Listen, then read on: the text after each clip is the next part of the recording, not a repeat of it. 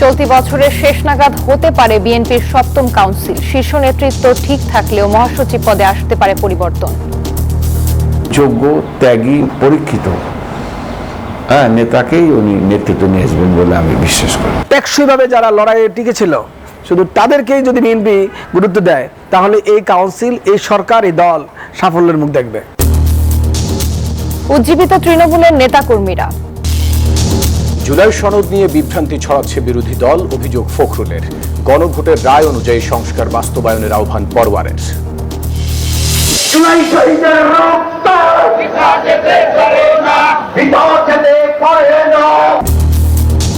24 রক্তাক্ত 17 জুলাই আসে কমপ্লিট শাটডাউনের ডাক। স্মরণে নানা কর্মসূচি, খুনিদের ফিরিয়ে এনে দ্রুত বিচারের আহ্বান। যেকোনো দুর্যোগে জনগণের পাশে থাকবে সরকার, বললেন স্বরাষ্ট্রমন্ত্রী। বন্যার্তদের পুনর্বাসনের কাজ চলছে, জানালেন অর্থমন্ত্রী।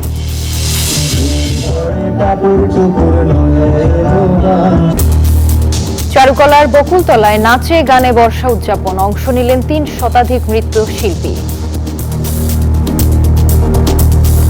এই শহরে জীবনে এই ধরনের অনুষ্ঠান একটা একপশলা বৃষ্টির মতো। একটু ডোনেশন করে যাবেন, এটা জাগো ফাউন্ডেশনের মাধ্যমে সরাসরি বন্যার্তদের কাছে পৌঁছে যাবে।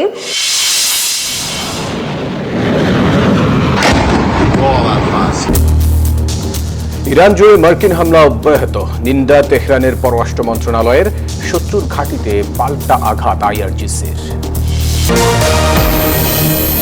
দর্শক স্বাগত নিউজ 24 সংবাদে। আর পুরো আয়োজনে আপনাদের সাথে আছি আমরা দুজন, আমি ফয়সাল মাহমুদ এবং আমি জান্নাতুল ফেরদৌস রুবা। দর্শক দেখছিলেন বিআরবি কেবলস সংবাদ শিরোনাম। দর্শক শিরোনামে বলছিলাম, চলতি বছরের শেষ নাগাদ হতে পারে বিএনপির সপ্তম কাউন্সিল। এর আগে মেয়াদোত্তীর্ণ জেলা ও উপজেলা কমিটি পুনর্গঠন করতে চায় দলটি। দায়িত্বশীল নেতারা জানান, আসছে কাউন্সিলে নতুন চমক থাকবে, তবে সম্ভাবনা নেই শীর্ষ পদে পরিবর্তন আসার। আর রাজনৈতিক বিশ্লেষকেরা মনে করেন, দলকে গতিশীল রাখতে নিয়মিত কাউন্সিলের কোনো বিকল্প নেই। আল মোহামিনুল খানের রিপোর্টে দেখুন বিস্তারিত।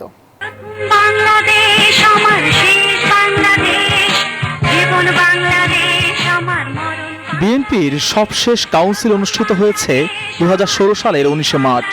এরপর নানা রাজনৈতিক প্রতিকূলতা আর ঘাত প্রতিঘাতে কেটে গেছে এক দশক। ফলে গঠনতন্ত্র অনুযায়ী প্রতি 3 বছর পর পর কাউন্সিল হওয়ার কথা থাকলেও তা সম্ভব হয়নি।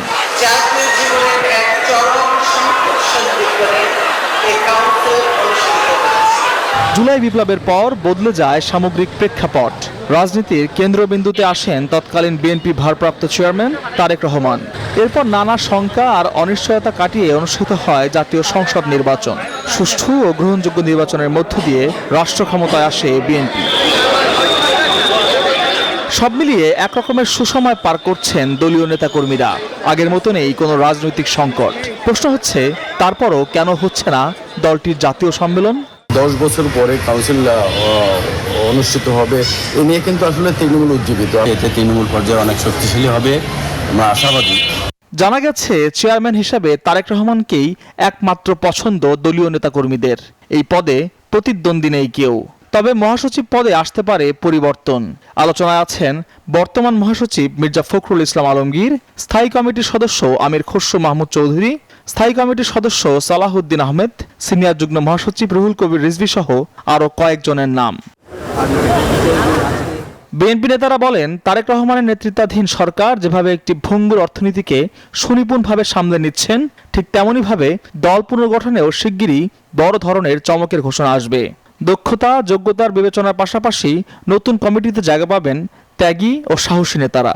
তারেক রহমান সাহেব, উনি প্রধানমন্ত্রী, ওনার প্রথম কাউন্সিল অনুষ্ঠিত হতে যাচ্ছে। এটা একটা ব্যতিক্রম ধর্মী কাউন্সিল আমরা প্রত্যাশা করি। আগামী দিনের যে কাউন্সিল বাংলাদেশে অনুষ্ঠিত হচ্ছে বাংলাদেশ জাতীয়তাবাদী দলের, উনি ঠিক যোগ্য, ত্যাগী, পরীক্ষিত নেতাকেই উনি নেতৃত্ব নিয়ে আসবেন বলে আমি বিশ্বাস করি। এবং আমি বিশ্বাস করি যে চমক তো থাকবেই, নিশ্চয়ই চমক থাকবে। জুলাইয়ের আন্দোলন এবং জুলাইয়ের আন্দোলনে শেখ হাসিনার পরাজয়, এটা তো সবচেয়ে বেশি উপভোগ করেছে বিএনপির নেতাকর্মীরা সারা দেশে।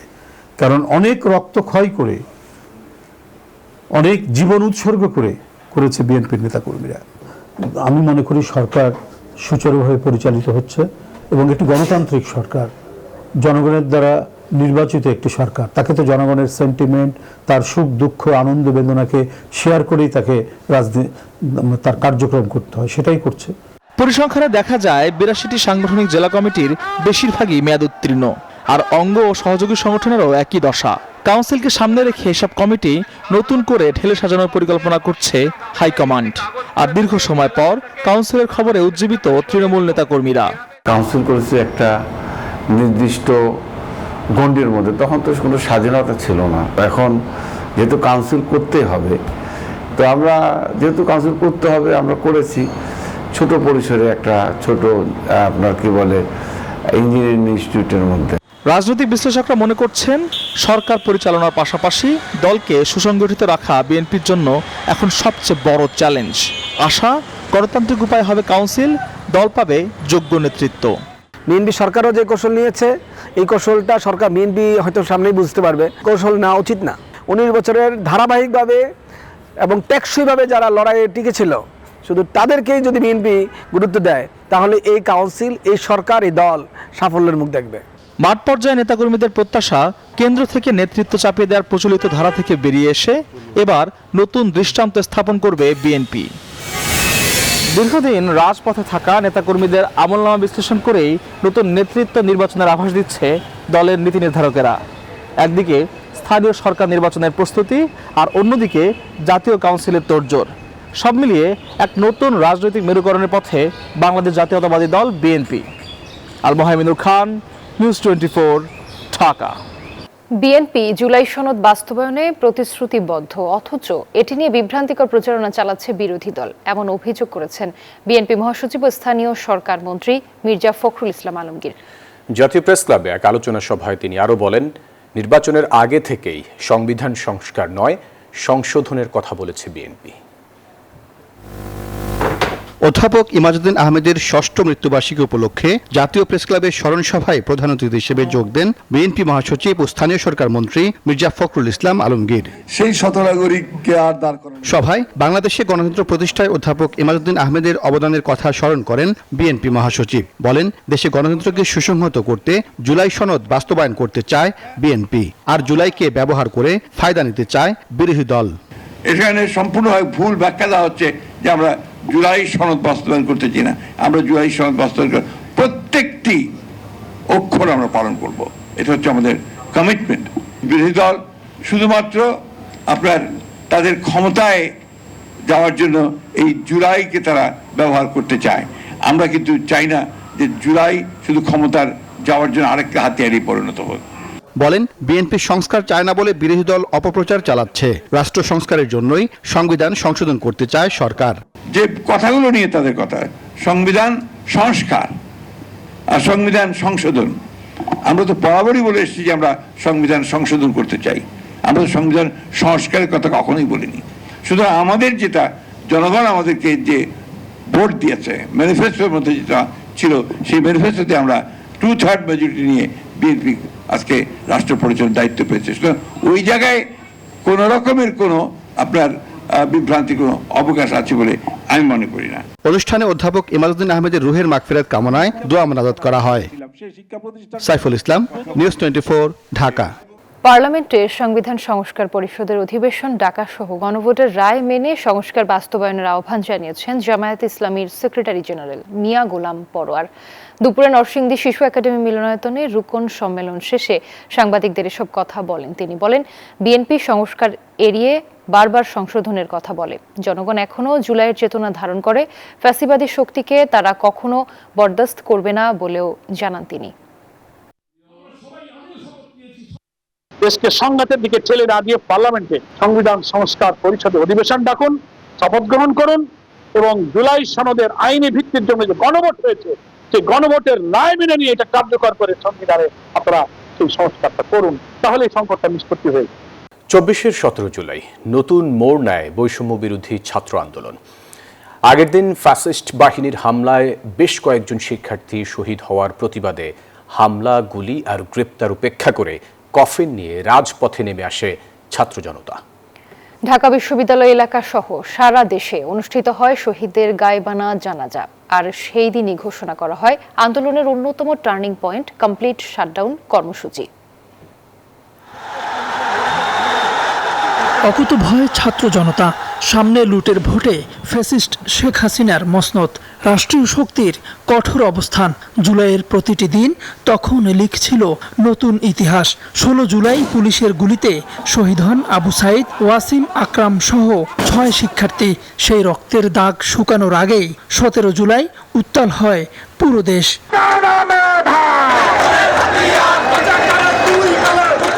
রক্তে রাঙানো 16 জুলাইয়ের পর আর পিছু হটার সুযোগ ছিল না। 17 জুলাই কফিন নিয়ে রাজপথে নামে ছাত্র জনতা। ঢাকা সহ সারা দেশে বিক্ষোভ, অবরোধ, গায়েবানা জানাজা আর পুলিশের সঙ্গে দফায় দফায় সংঘর্ষে উত্তাল হয় রাজপথ। হল ছাড়ার নির্দেশ, কাঁদানে গ্যাস, সাউন্ড গ্রেনেড, কোনো কিছুই থামাতে পারেনি সেই দিনের আন্দোলন। এরপর সন্ধ্যা নামার আগেই স্পষ্ট হয়ে যায় জুলাই আর আগের জায়গায় নেই। আর সেই রাতেই বৈষম্য বিরোধী ছাত্র আন্দোলনের সমন্বয়ক আসিফ মাহমুদ সজীব ভুইয়া ঘোষণা দেন কমপ্লিট শাটডাউন কর্মসূচি। এই ঘোষণাই বদলে দেয় দেশের রাজনৈতিক ইতিহাসের গতিপথ। সেদিন সুর নরম করে আন্দোলনকারীদের ধৈর্য ধরার আহ্বান জানায় পলাতক শেখ হাসিনা। তবে সেই আহ্বান প্রত্যাখ্যান করে ছাত্র জনতা। তা তদন্ত করে বের করা হবে। এরপর আরও বাড়তে থাকে আন্দোলনের তীব্রতা। সারা দেশে পালিত হয় সর্বাত্মক কমপ্লিট শাটডাউন। তাওহিদুল ইসলাম, নিউজ 24, ঢাকা। রক্তাক্ত জুলাই স্মরণে প্রতীকী কফিন মিছিল করেছে এবি পার্টি। বিকালে রাজধানীর বিজয়নগরের বিজয় 71 চত্বর থেকে মিছিলটি শুরু হয়। এ সময় উপস্থিত ছিলেন এবি পার্টির চেয়ারম্যান মুজিবুর রহমান মঞ্জু ও সাধারণ সম্পাদক ব্যারিস্টার আসাদুজ্জামান ফুয়াদ। এ সময় রক্তের দাগযুক্ত কফিন বহন করে শহীদদের প্রতি শ্রদ্ধা জানানো হয়। জুলাই গণহত্যার সঙ্গে জড়িতদের দ্রুত দৃষ্টান্তমূলক বিচারের দাবি জানানো হয়।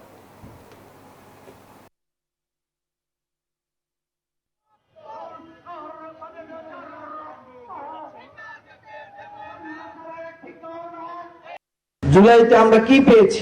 যখন দেখব যে প্রশ্ন আর উত্তর মিলছে না, তখন আমাদের সামনে আবু সাইদ মুগ্ধদের সেই ত্যাগের মহিমাকে সামনে আনতে হবে। আমরা সরকারকে আহ্বান করছি, পুনর্বাসন প্রকল্প যেগুলো উদ্যোগ নেওয়া হয়েছিল সেগুলো পেশাদারিত্বের সাথে যদি করতে চান, সেটা অবশ্যই মুক্তিযোদ্ধা মন্ত্রণালয় থেকে বের করে এনে জুলাই শহীদ স্মৃতি ফাউন্ডেশনকে এই দায়িত্ব দিতে হবে। জুলাই সনদ বাস্তবায়নের দাবিতে বিক্ষোভ সমাবেশ করেছে বাংলাদেশ খেলাফত মজলিস। শুক্রবার বাইতুল মোকাররম মসজিদের উত্তর গেটে এই কর্মসূচি পালন করে তারা। এ সময় খেলাফত মজলিস ঢাকা মহানগর দক্ষিণের সভাপতি অধ্যাপক মাওলানা আজিজুল হক বলেন, জুলাই গণ অভ্যুত্থানের সব হত্যাকাণ্ডের দ্রুত বিচার করতে হবে। তিনি আরও বলেন, সরকার জুলাই সনদ বাস্তবায়নের কথা বললেও তা নিয়ে গড়িমসি করছে। সবাইকে ঐক্যবদ্ধ থাকার আহ্বান জানান তিনি।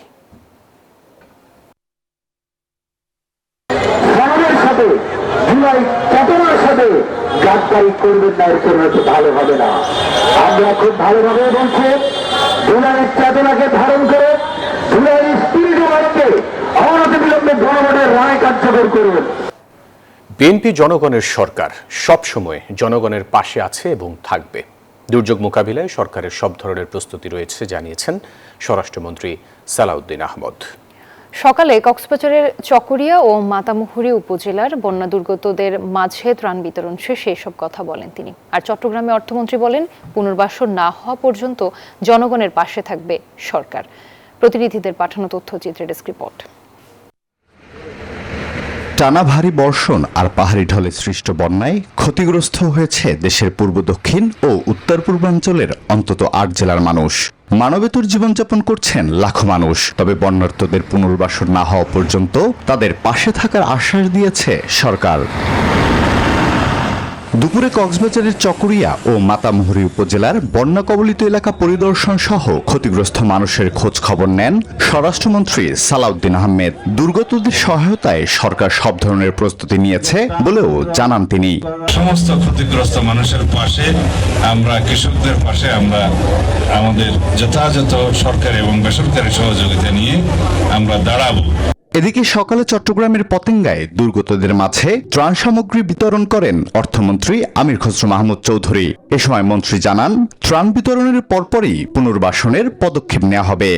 চিন্তার কোনো কারণ নাই, সর্বপ্রস্তুতি নেওয়া আছে এবং কাজ অব্যাহত আছে এবং যতক্ষণ পুনর্বাসন কাজ শেষ না হয় ততক্ষণ আমাদের পক্ষ থেকে, সরকারের পক্ষ থেকে সমস্ত কার্যক্রম অব্যাহত থাকবে।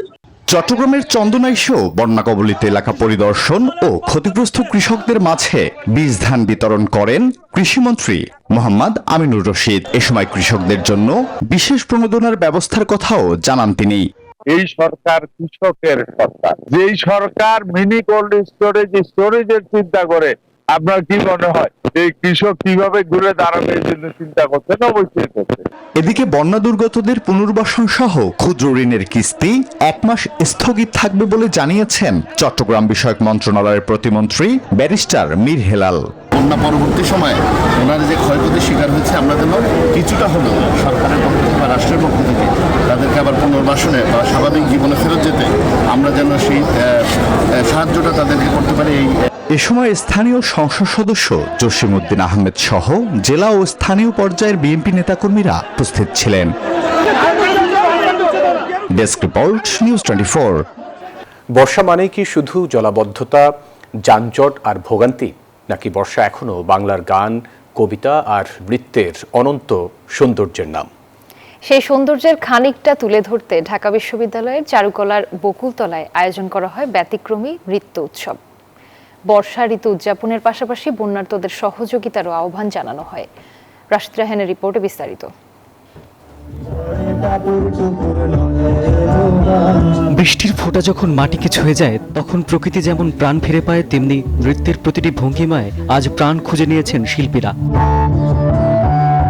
রবীন্দ্রনাথ, নজরুল এবং বাংলার লোক ঐতিহ্য থেকে অনুপ্রাণিত 16টি নৃত্য পরিবেশনার মধ্য দিয়ে তুলে ধরা হয় বর্ষার সৌন্দর্য। আয়োজকদের ভাষায় বর্ষা শুধু জলাবদ্ধতা আর যানজটের গল্প নয়, বরং বাংলা সংস্কৃতি মিলন আর নতুন করে বেঁচে ওঠার প্রতীক। একটু বৃষ্টি বৃষ্টি ভাব ছিল এবং আমরা আশা করছিলাম আজকেও বৃষ্টি হবে, বাট আজকে বৃষ্টি আনফরচুনেটলি হয় নাই। বাট আমার মনে হয় যে সবাই অনেক এনজয় করেছে। এই শহরে জীবনে এই ধরনের অনুষ্ঠান একটা একপশলা বৃষ্টির মতো। আজকে কিন্তু টিপটিপ বৃষ্টি পড়েছে, শিয়াল মামার বিয়ে হচ্ছে, আমরা বিয়ে কিন্তু একটা আয়োজন করে দিয়েছি অলরেডি। আমাদের অনেক দীর্ঘ প্রস্তুতি ছিল, আমরা সবাই শিখছি, আমরা আরো শিখতে চাই। আকাশে মেঘের আনাগোনা, বাতাসে বৃষ্টির গন্ধ, এমন পরিবেশে ঢাকা বিশ্ববিদ্যালয় চারুকলার বকুলতলায় ঘন ঘটা 2 শিরোনামের এই আয়োজন। 1.5 ঘন্টার পরিবেশনায় অংশ নেন 3 থেকে শুরু করে 70 বছর বয়সী 3 শতাধিক নৃত্যশিল্পী। শিশু থেকে শুরু করে চিকিৎসক, প্রকৌশলী, শিক্ষক, সাংবাদিক, গবেষক ও গৃহিণী সবাই এক মঞ্চে মিলিত হন বর্ষা উদযাপনে। অনুষ্ঠানস্থলে জাগো ফাউন্ডেশন সংগ্রহ করে আর্থিক সহায়তা, যা দিয়ে সহায়তা করা হবে পার্বত্য চট্টগ্রামের সাম্প্রতিক বন্যায় ক্ষতিগ্রস্তদের।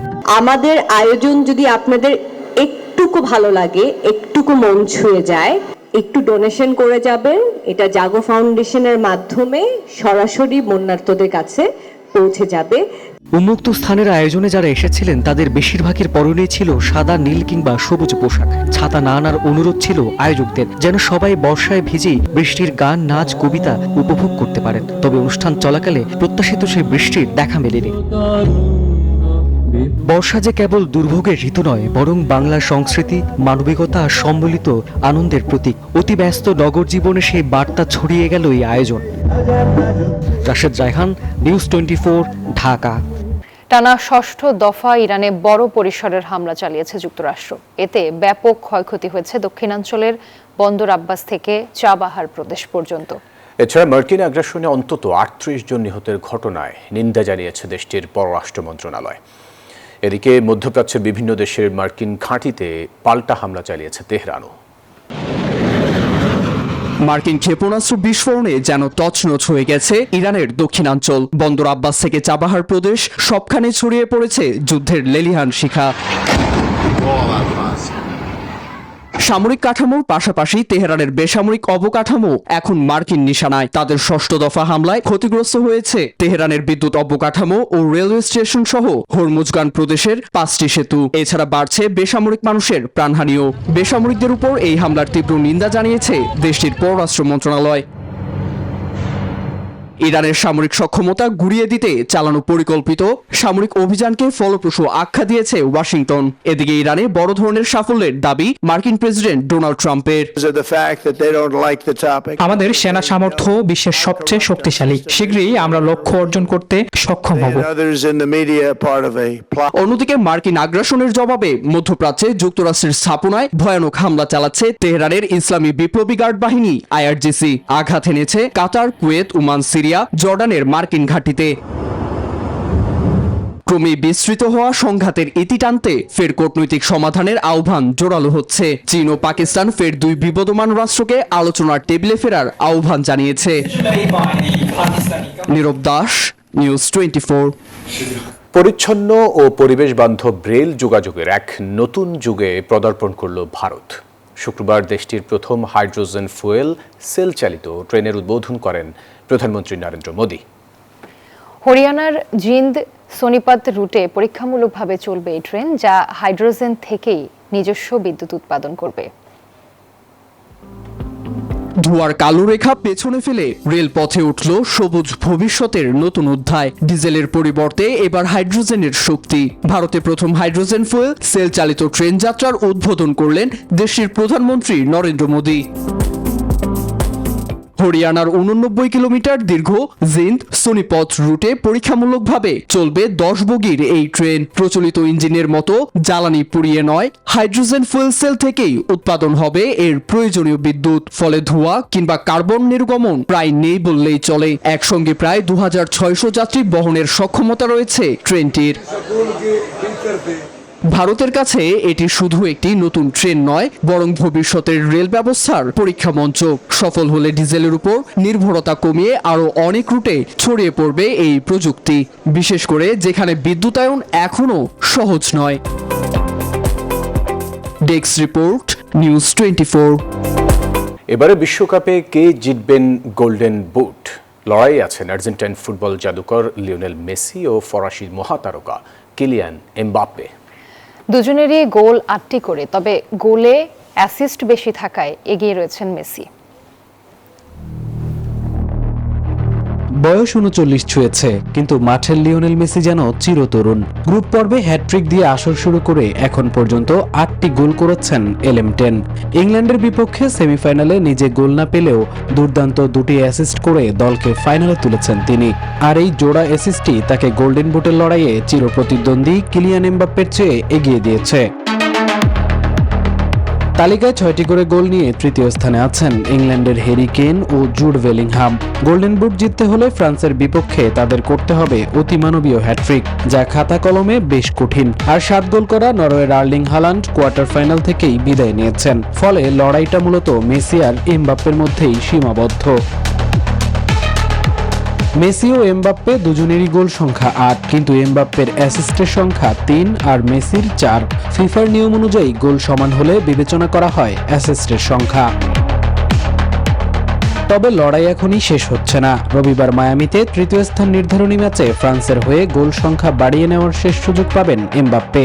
অন্যদিকে সোমবার নিউ ইয়র্কে স্পেনের বিপক্ষে ফাইনালে নামবেন মেসি।